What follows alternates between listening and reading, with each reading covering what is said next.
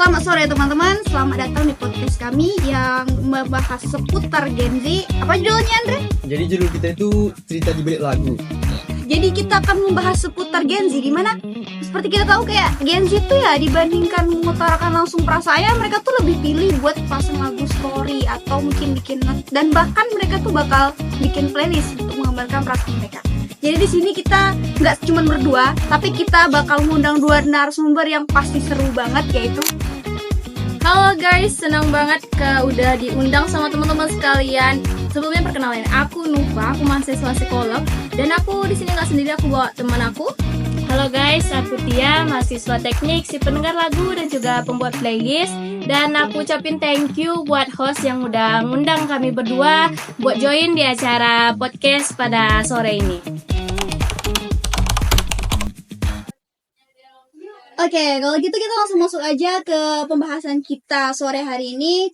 Di sini aku akan bertanya pertama sama narasumber kita yaitu Nupa. Oke. Jadi langsung aja ya Nupa.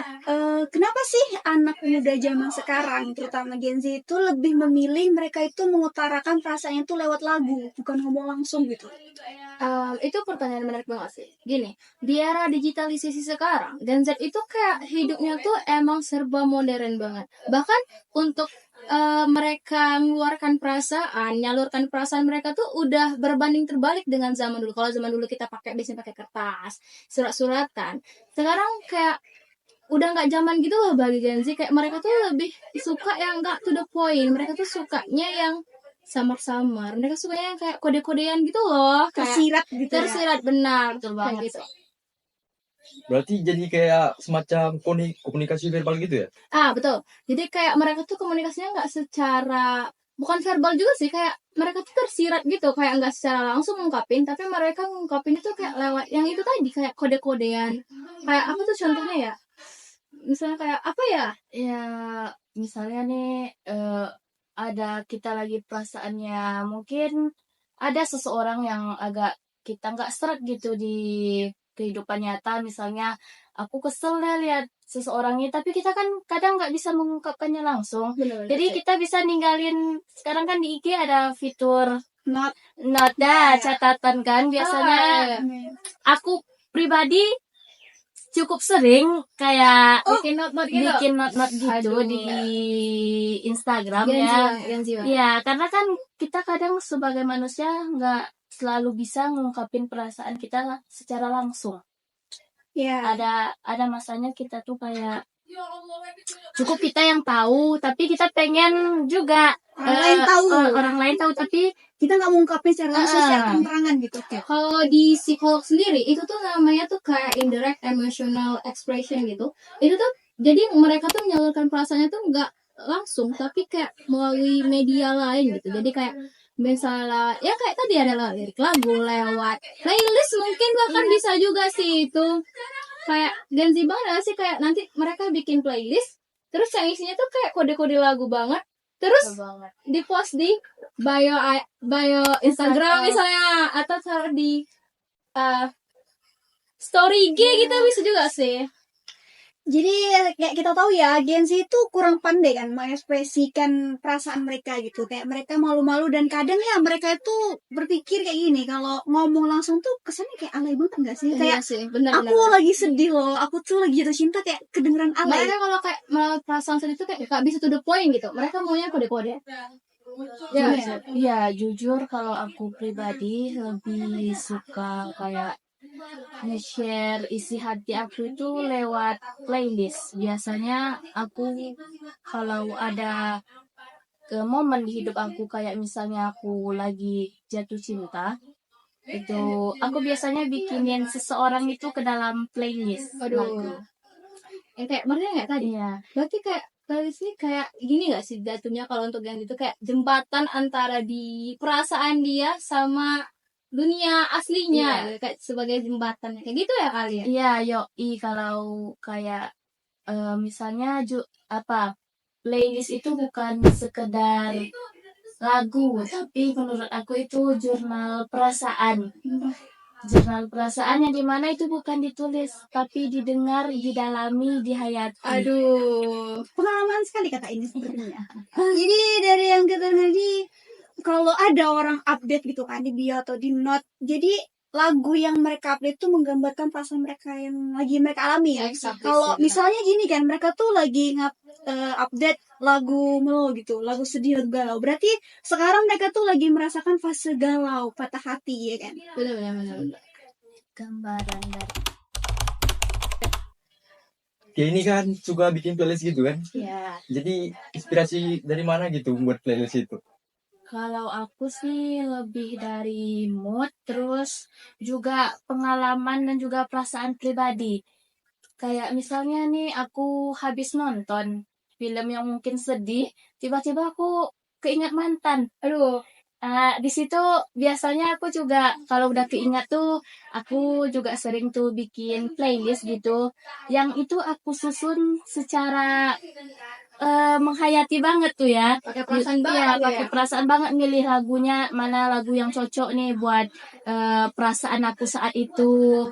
Biasanya sih gitu. Kayaknya dia ini dengerin lagu nggak pakai telinga tapi pakai hati. Berarti dia tuh self expressionnya tuh mau Iya. playlist gitu loh. Jadi kayak Kenapa memilih playlist? Jujur, aku lebih milih ngungkapinnya ke playlist aku. Karena menurut aku di lagu itu, semua perasaan kita itu bisa tertuang ke lagu-lagu itu. Dan lagu itu kan kalau kita hayati dengan hati, pasti kerasa banget suasana yang ingin kita ungkapin, tapi mungkin nggak bisa kita refleksikan di dunia nyata. Terus kalau bikin playlist kan kita bisa ngatur mau milih lagu yang mana. Ini lagu ini aku banget gitu. yang lagi cocok banget sama Cocok keadaan banget sekarang sama gitu kan. aku. Oke. Kayak disusun sedemikian rupa kan, kayak oh my god, ini udah menggambarkan suasana hati aku banget, dan itu bisa kita dengerin berulang-ulang. Kita bisa nyari misalnya lagi di fase sedih, kita bisa lagi nyari lagu yang sebelumnya udah kita bikin. Aku lagi sedih, kayaknya aku butuh dorongan gitu, mungkin aku bakal dengerin lagu ya, kita bisa lihat lagi lagu yang udah kita bikin, jadi kita bisa dengerin lagi dan lagi. Jadi playlist di sini tuh bisa jadi salah satu tempat ngungkapin perasaan kan. Iya, benar. Apalagi yang situ suka banget mendem kan orangnya. Iya, Kayak benar. udah suka mendem, nggak mau ngomong tapi mau dimengerti. Iya, betul sekali. Jadi dengan salah satu caranya itu dengan playlist. Kita playlist ngungkapin perasaan kita, berharap orang lain tahu sadar gimana perasaan kita sekarang. Iya gitu sih betul. Nah, sekarang kita bakal masuk nih ke tema besar kita, yaitu fenomena kebahasaan. Tadi kan udah disebut nih, kalau ngungkapin perasaan lewat lagu itu bisa menjadi salah satu fenomena kebahasaan. Bisa ditolong dijelasin nggak, Kak Nupa? Benar sih, kayak lagu-lagu sekarang, enggak lagu sekarang aja sih, lagu dari zaman kapanpun itu mungkin tahun 80-an, tahun 70-an, di mana ada lagu, pasti mereka menggunakan majas-majas gitu kan. Ada entah mungkin mereka pakai majas personifikasi, ada majas hiperbola misal, atau banyak majas lainnya yang bisa mereka pakai. Misal nih, kayak kau seperti hujan di bulan Juni, itu kan menggambarkan sesuatu yang wah gitu, kayak ada hal tersendiri, itu kayak pesan emosionalnya dapat, terus kayak misteriusnya dapat banget, terus hal yang nggak terduga itu dapat banget sih. Jadi lagu itu sering mencampurkan bahasa gitu ya? Iya, Iya, bener banget. Kayak aku sering dengar lagu gitu yang dia kayak ada bahasa Inggrisnya, ada juga bahasa Indonesianya, kayak nyampur gitu. kalau lagu sekarang tuh kayak lagu apa ya, yang Niji itu ya, apa ya judul lagunya? Aduh aku lupa, tapi itu ada kalau nggak salah Niji, itu lagu-lagunya lagu terbarunya itu tuh nyampurin antara bahasa Inggris dan bahasa Indonesia, dan itu kayak nyentuh banget sih untuk Gen Z sekarang. Iya, kayak lagu Afgan juga Knock Me Out. Nah, itu juga nyampur, ada bahasa Inggrisnya, ada juga bahasa Indonesia. Jadi fenomena kebahasaan ini bisa kita sebut kayak code missing gitu ya, kayak Iya. campuran bahasa antara bahasa Inggris, bahasa Indonesia dengan menyesuaikan gaya Gen Z banget gitu kan. Benar-benar. Apalagi Gen Z ini kalau ngomong kan suka dicampur-campur Iya, juga kan. betul. Jadi menyesuaikan dengan selera Gen Z Iya. gitu kan. Kayak itu tuh jadi ciri khasnya Gen Z banget loh. Kayak misalnya kayak ada jaksel-jakselnya tuh. Kan Iya. ngomong kan kayak campur-campur gitu Iya. kan ya. Jadi kayak dia kadang ngomong bahasa Indonesia tapi ada langsung campur bahasa Inggris. Jadi Udah kayak itu campur. langsung kayak Gen Z banget. Itu ekspresi Gen Z banget sih kalau dari pencampuran lagu itu sendiri sih. Jadi aku mau nanya nih lupa. Mm-mm. Ngungkapin perasaan lewat lagu itu termasuk cara yang sehat nggak secara psikolog? Jawabannya tergantung. Bisa iya, bisa enggak. Tergantung gimana seseorang itu mengekspresikannya tuh gimana. Mereka tuh jadiin lagu itu sebagai pelarian yang kayak gimana. Berlebihan kah atau enggak? Karena kayak yang kita tahu ya, sesuatu yang berlebihan tuh kan nggak pernah baik gitu ya. Berarti jadi semacam terapi gitu ya? Ya bisa bilang gitu sih. Kayak dalam psikolog tuh ada yang disebut musik terapi, di mana lagu jadi terapi tersendiri bagi orang-orang lain. Misal kayak dia tadi kan, dia bilang kalau dia lagi nggak nyaman, lagi sedih, dia bakal bikin playlist sendiri, dia bakal bikin playlist yang sesuai dengan suasana hatinya. Selagi dia nggak menjadikan itu sebagai pelarian utamanya, kayak ya itu kacau sih. Jadi emang harus seimbang antara dia harus sadar ini tuh dunia dia yang asli, ini dunia dia yang bisa jadinya pelarian lagu-lagu itu sendiri sih. Iya, kayak yang aku bilang tadi kan, playlist itu menurut aku kayak jurnal perasaan, di mana tempat aku nuangin berbagai emosi aku di sana, di mana playlist tadi bikin aku lebih ringan dalam menghadapi masalah-masalah tadi. Kayak setelah aku bikin playlistnya, aku dengar lagunya, habis itu kan kayak, oh ternyata gini suasana hati aku yang sedang aku alami sekarang. Jadi setelah dengar-dengar lagu itu tadi, aku kayak, wah lebih ringan ya. Seenggaknya aku ada tempat buat mengalihkan dan melarikan emosi sementara aku tadi. Sehingga aku nggak terlalu berlarut-larut mungkin di dalam hal lain gitu. Ya, sepertinya lagu itu bisa memicu kita dalam mengeluarkan energi negatif ya kan. Iya. Kalau misalnya kita tuh lagi sedih nih kan, kayak lagi patah hati gitu.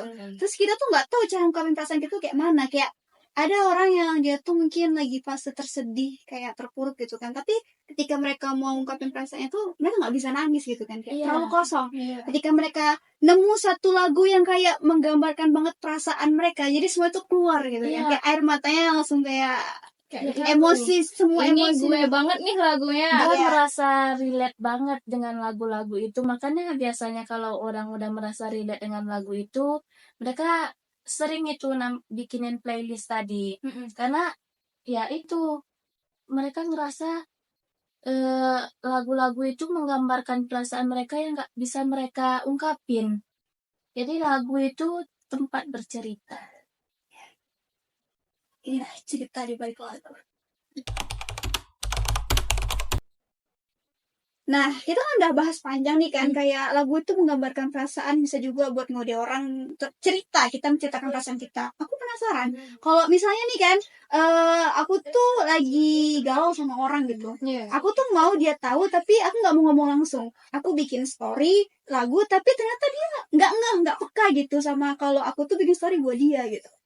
Ya sih, kalau zaman sekarang tuh kayak kita yang Gen Z aja nih, maksudnya kayak bawa ke diri kita aja, kita tuh nggak bisa to the point, dan kita juga nggak bisa maksa orang peka dari apa yang kita bilang, karena kita nggak itu tadi, kita nggak bisa to the point sama orangnya langsung, dan kita nggak bisa berharap lebih kalau orang tuh peka sama apa yang kita kodein gitu sih. Tapi ada beberapa mungkin individu yang peka dengan yang mungkin lebih terbuka dengan perasaannya tadi.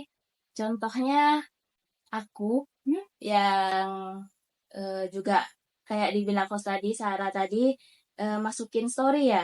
Nah kalau dari aku itu kan sering bikin playlist. Selain bikin playlist itu aku juga sering masukin lagu-lagu ke note di Instagram. Aku sering keingat sama seseorang yang pernah dekat sama aku. Orangnya Kacau. Nah sebenarnya kami sama kayak nggak bisa melupakan gitu. Jadi kami bikin note di IG tadi kayak lagu-lagu yang menggambarkan perasaan rindu kami satu sama lain. Ya itu tadi yang ada individunya yang mungkin dia sama-sama peka. Jadi target dari Yang orang yang dituju. yang ingin kita tuju, ngungkapin Tercapai perasaan gitu. kita ke orang yang ingin kita tuju tercapai. Oh. Jadi tuh kami kayak Ada feedback gitu ya berarti. iya, kami aku nggak cuma kayak orang galau sendiri nggak jelas gitu, enggak. Kami saling kode di note Instagram tadi, kami nggak chatan, kami nggak Ada interaksi lebih interaksi gitu ya, lebih lagi karena kan ya udah And masa lalu Oh, gitu udah kan. lulus. Tapi ya itu ternyata masih ada rasa saling rindunya tadi. Itu. Jadi mungkin walaupun nggak tujuan kita tuh ke orang itu kan, orang itu nggak peka mungkin kan dengan tujuan kita, tapi ada teman kita lain yang ternyata peka gitu kan. Iya. Misalnya kan kayak kita bikin story nih kan, kayak aku bikin story lagu terus interaksi misalnya kan. Aduh. Ternyata orang yang kutuju itu dia nggak peka kalau lagu itu buat dia sebenarnya, tapi temanku yang lain malah balas storynya kayak lagi patah hati gitu. Aduh. Iya. Jadi ternyata kalau kita bikin story itu nggak harus orang yang kita tuju yang ngebalas, yang ngasih feedback ke kita. Bisa jadi orang lain, teman-teman kita kan. yang ngasih Viewersnya ya, feedback. Bang. Ya. Oke. Dan kadang pun orang yang teman-teman kita tadi juga bisa ngasih dukungan. Iya, kayak kan mereka nanya, kamu lagi patah hati atau apa? Mungkin kadang kita juga terbuka hatinya buat cerita sama mereka atau apa gitu kan. Kayaknya Gazet ini menunggu ditanya ya. Kayak Iya. kita tuh kan bikin story biar ada yang ngasih perhatian ke kita kan. Sebenarnya iya, Iya, kan? betul sekali. Jadi dengan adanya lagu itu sebagai media jalan orang yang bakal nanya ke kita. Kayak tadi pasang lagu interaksi berharap ada yang nanya, kamu lagi sedih ya gitu Iya. kan. Selain kita mengharapkan orang yang kita kode tadi peka, kita juga berharapnya itu ada orang yang kayak menanyakan sebenarnya perasaan kita kenapa sekarang gitu, gimana. Kayak tadi teman kita misalnya ada yang nanya, kamu kenapa, kamu lagi patah hati. Oh iya, jadi kan kita udah ngobrol panjang lebar nih kan tentang lagu gitu. Jadi boleh dong kalau kita minta dari dua kakak di depan kita ini untuk ngasih kata-kata mereka gitu. Boleh, dari aku dulu nih. Boleh? Oke. Lagu itu jendela emosi. Bukan hanya untuk didengar, tapi juga untuk dirasakan. Kan dari gitu dong, gitu. dari Kak Tia mungkin. Kalau menurut aku, lagu itu cerita. Dimana tempat kita mengungkapkan perasaan dan juga emosi, dimana lagu ini bukan cuma kita dengar, tapi kita hayati.